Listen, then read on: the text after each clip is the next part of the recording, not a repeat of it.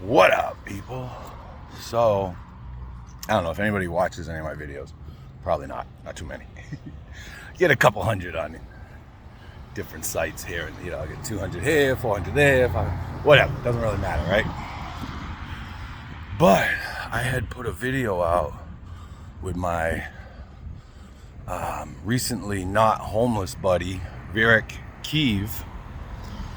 And, in hopes that we could find him either some help, like someone to reach out and be like, hey, man, I can get him into housing or something, maybe someone knows him or whatever.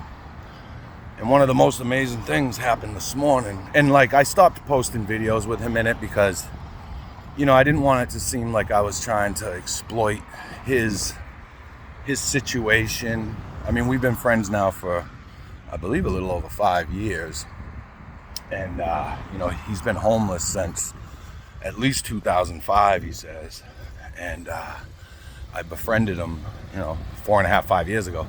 Anyway, so we've become friends, over these years. And one of the most amazing things happened this morning was I got a DM in Facebook Messenger from his younger brother.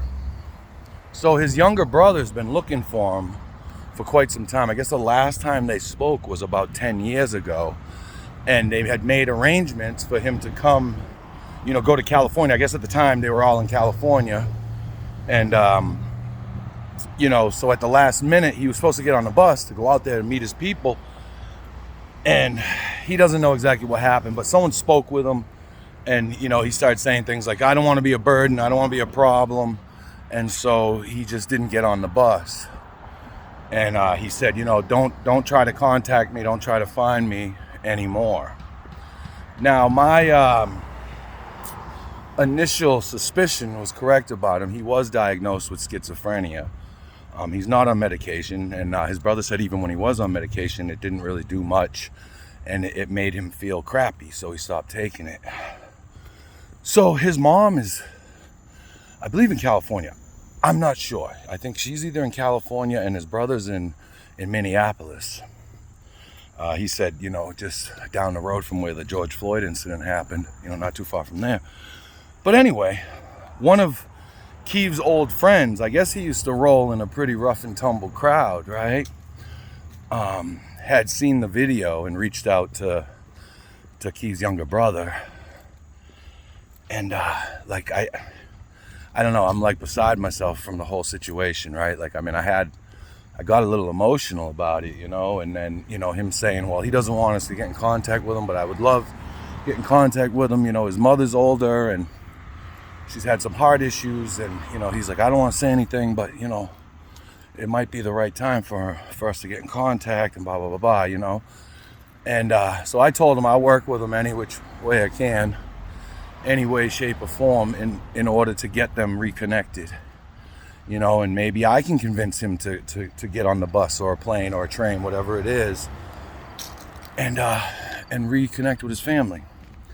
So my whole thoughts is on all this social media thing, I told my girl earlier, I was like, if this is the only thing that comes out of me making videos and doing social media, YouTube, TikTok, Facebook, Instagram, whatever, all the freaking ones, then it's been worth it, Of course, millions of dollars would be great, but this is worth more than gold. Imagine being on the streets since 2005, and I've talked to him about his family, and he started getting sick with schizophrenia when he was 19, 20 years old.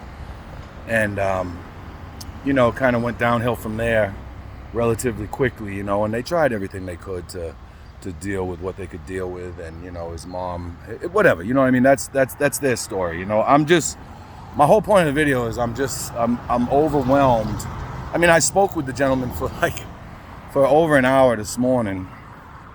And, like I said, I was getting a little emotional because, I didn't think it was ever going to be a chance that anybody would, never mind see the video, but then get me in contact or get them in contact with me. I'm just down here now, I was walking around. I'm painting my shop again. I'm doing this other wall. I got to do the other half of it. I already did it last week. So I've been walking around trying to find him. I got to go get some drill bits and the vacuum at my house. So I'm going to come back down and start painting, and he should stop by at some point. I owe him a little bit of money because I cashed his check and I didn't have it all. So I got another like 40, 50 bucks for him.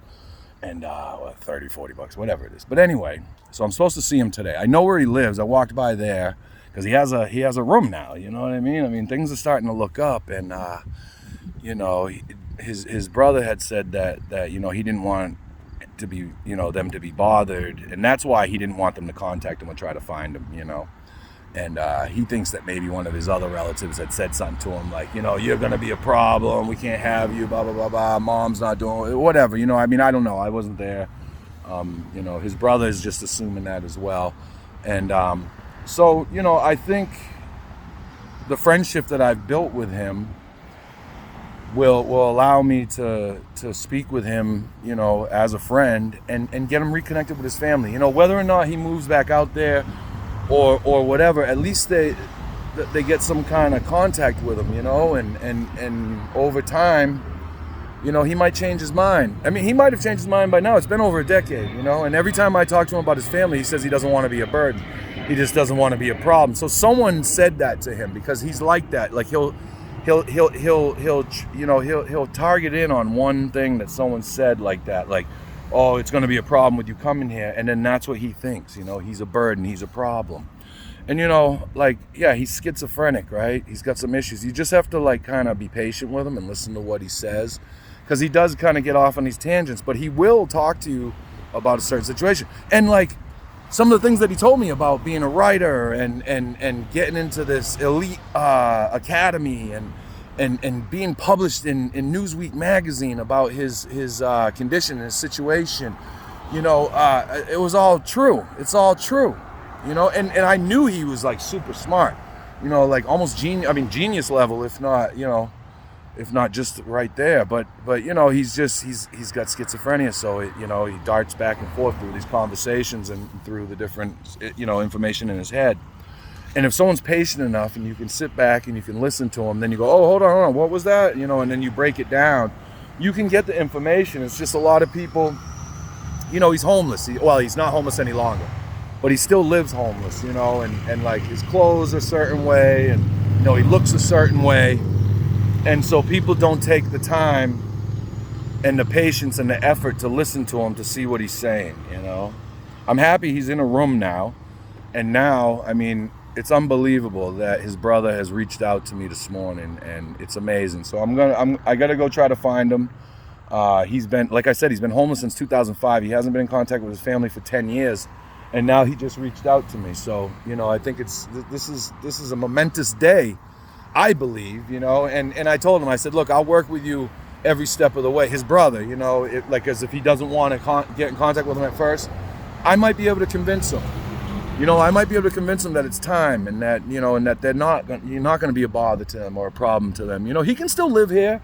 It'd just be amazing to be back in contact, especially since his mom's getting up there in age, and, it'd be nice for them to reconnect. So that's where I'm at today, man. I guess today's 2:57. Anyway, I'll talk to you when I talk to you. Peace, man. Amazing news. It's crazy. The world is insane. In a good way. You gotta focus on the good shit, right? This is good shit.